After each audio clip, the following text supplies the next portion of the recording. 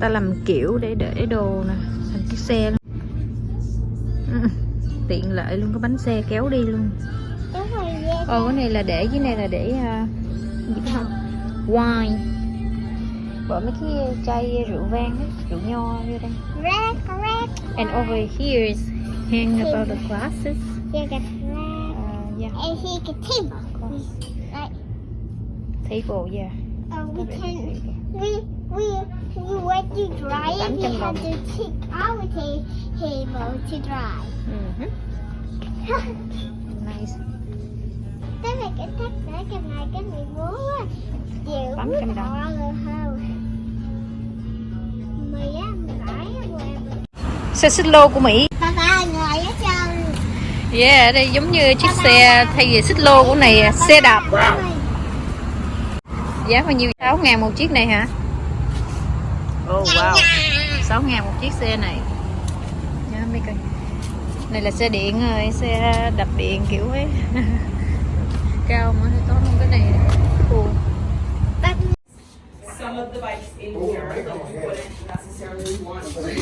Cái này cũng giống như chiếc ở ngoài kia nhưng mà cái này bằng gỗ.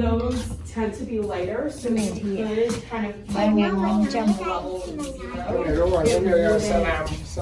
One person can sit from the back too. Xe đạp ngồi sau một người chạy rồi chở thêm người ngồi trong.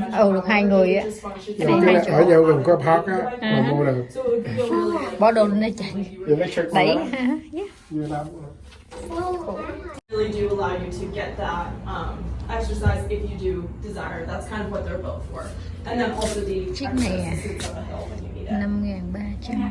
Đằng sau có người ngồi sau chỗ này. I believe that the Savante is like Đấy.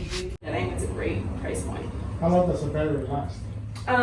That's about a 65 to 70 mile range, and that's of course depending on how you're riding. So if you're using less assist and you're kind of Thích thì có thể đưa tay cho HK. Cưỡi HK yeah. Wow, đông smooth á. Smooth lắm hả? Hi HK. Ôi.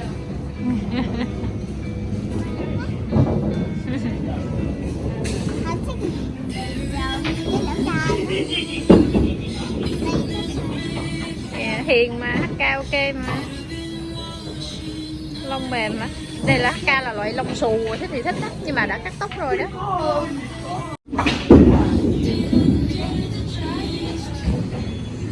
Này, có đây bàn pizza. Này đi chơi bowling. Rồi.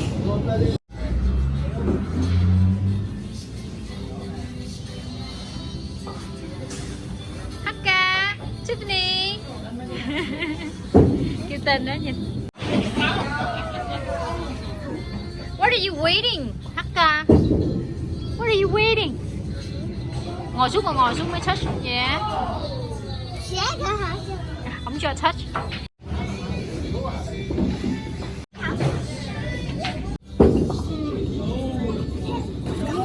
Come here.